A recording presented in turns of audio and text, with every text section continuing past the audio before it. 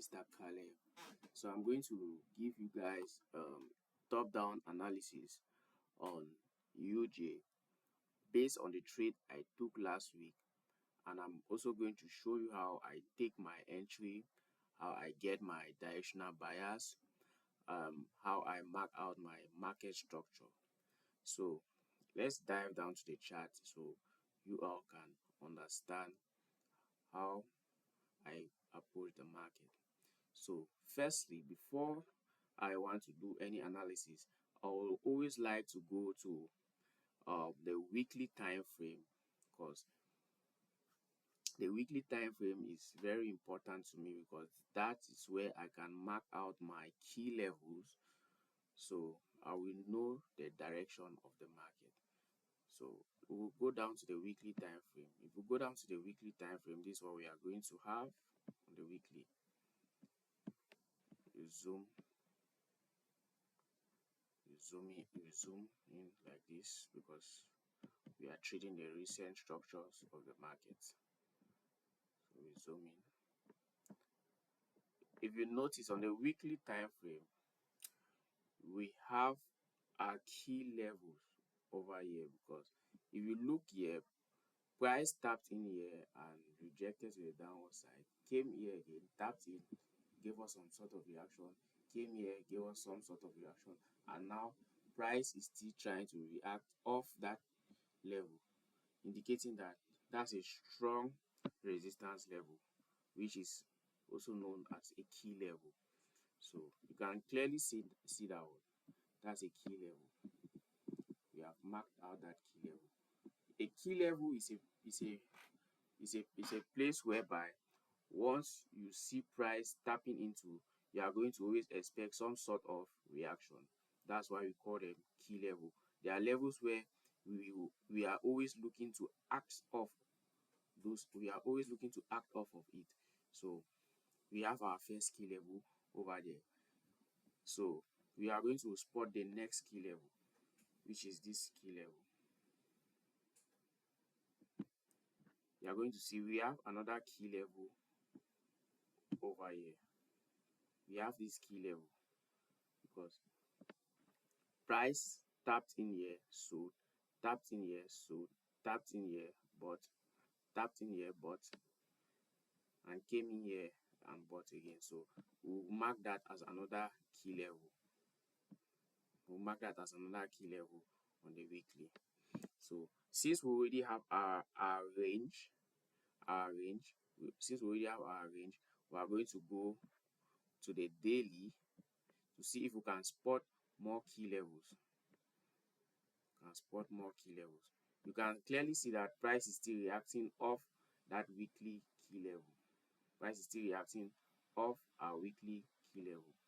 So on our daily, you are going to see that we have this key level over here. We have this key level. Let me mark it out. We have this key level, because you can clearly see that word. If you go in the past, you will see that price has been respecting this key level on the daily. It tapped in here, bought, tapped here, sold, tapped here again, bought, then came back and did his thing. So we have already gotten our range in which price is reacting off of. So last week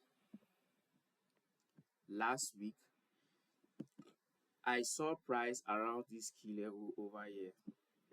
Let me mark where I saw price. So price was over here last week. Price was here last week. So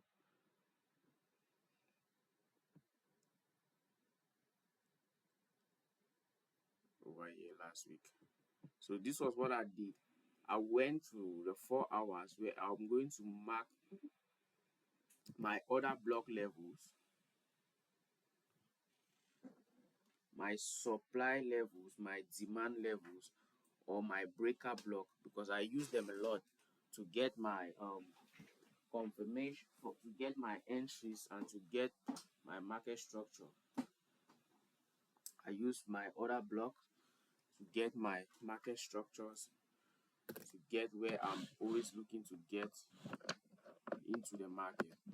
So I saw price around that level and price is still there. So this was what I did. I went to the 4 hours to find an order block or a demand zone. As you can see, this is a clear demand zone because this was where we had this massive sell. So this is a demand zone. We are expecting to have this same reaction on this side of the market. So I couldn't see any clear order block on this time frame on the 4 hours. I scaled down to the 3 hours and I spotted a clean order block over there. So let me mark out the order block for you guys. Let me mark out the order block for you guys. You see, this is a clean order block around our key level.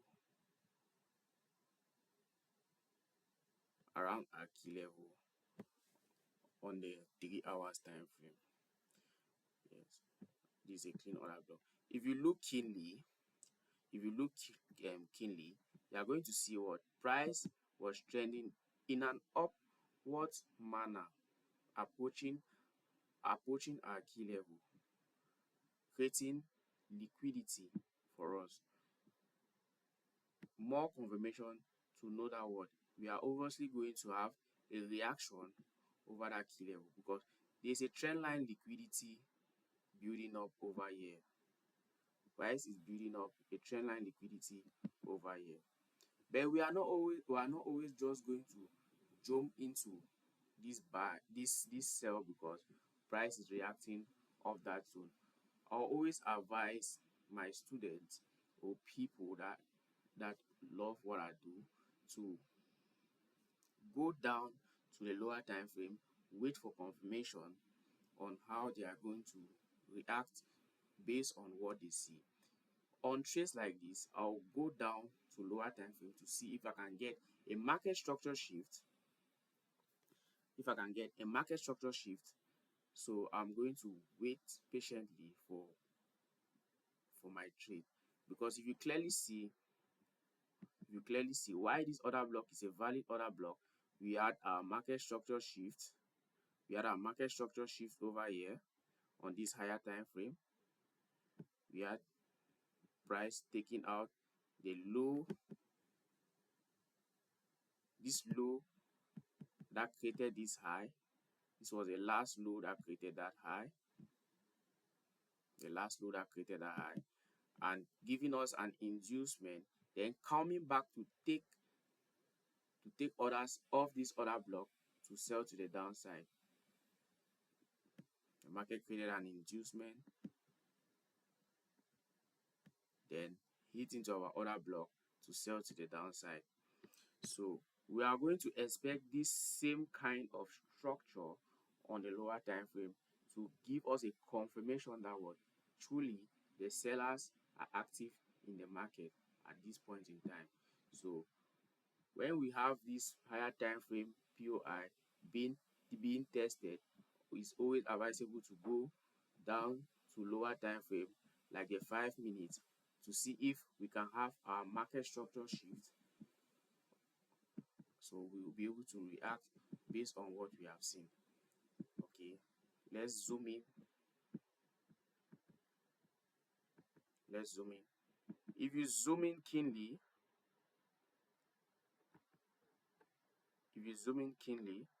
what do we have here? We had our market structure shift on the lower time frame, which was a 5-minute time frame. Here is where we had our market structure shift because this is the last low that created the high. So we are going to label this as our market structure shift.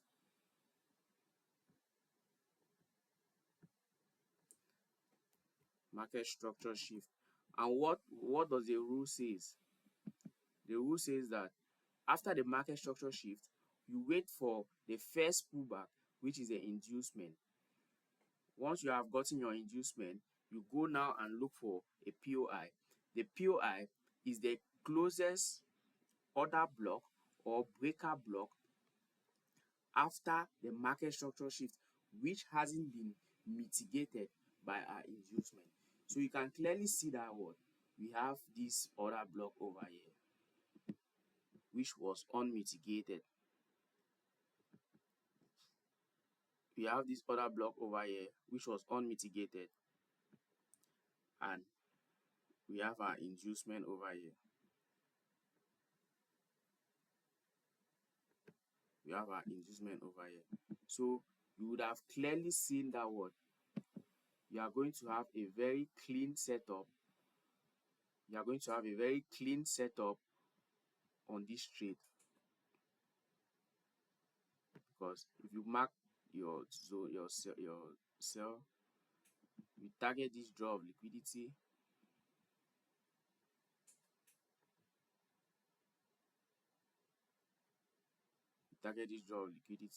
you are going to bank a profit of 1:7 on this trade, this draw of liquidity. Let's say this was your target. I'm going to shift this zone, this was your target. You made a 1:7 risk to reward.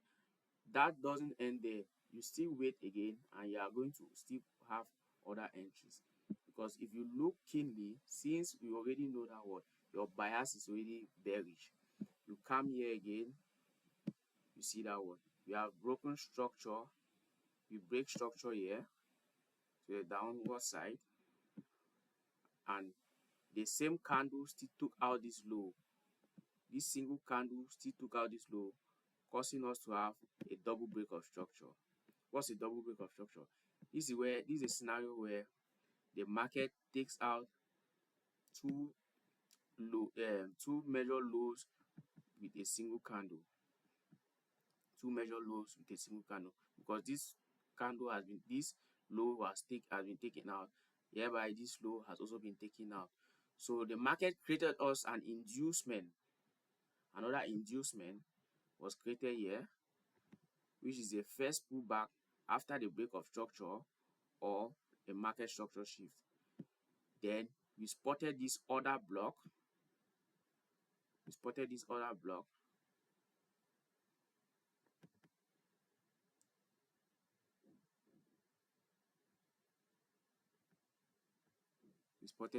block. We are going to mark the inducement, the other block from the week.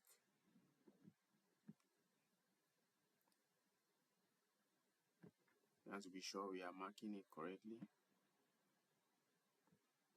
Alright. So you see that you clearly had another setup over here. You clearly had another setup over here.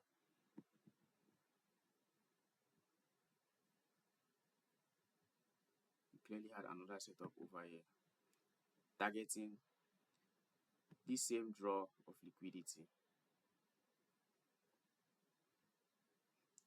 giving you a 1:7.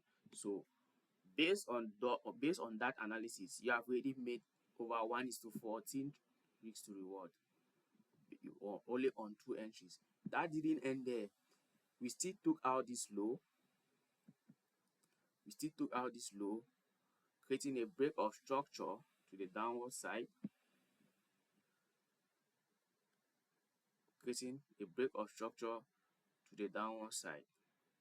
So all we need to do was to wait for price to create us an inducement.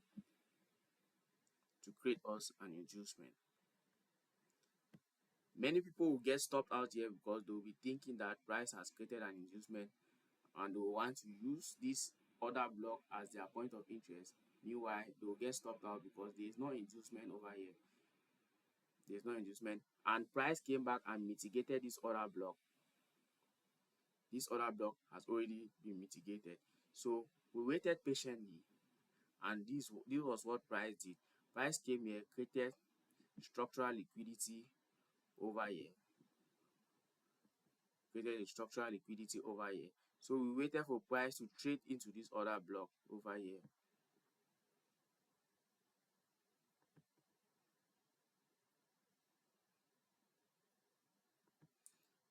Price came into the other block and still sold to the downside. What do we always target? The nearest draw of liquidity. We targeted the nearest draw of liquidity, which was that low. Our stop loss a little bit above this high, giving us a 1 to 5.25 risk to reward.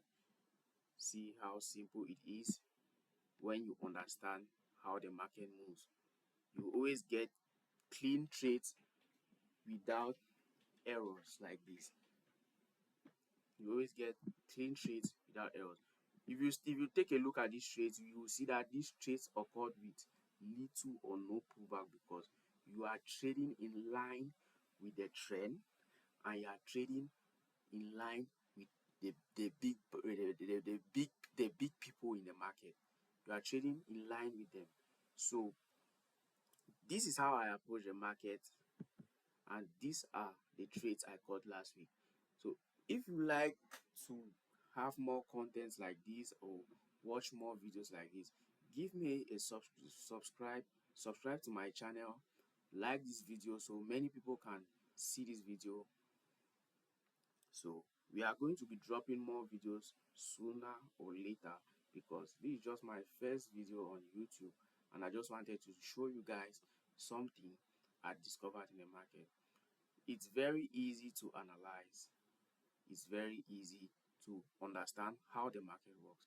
This video can be helpful to you. You can download this video, keep it, and go over it again, come back to it anytime you want. So you are going to understand what I was saying more better. Thank you guys. Cheers.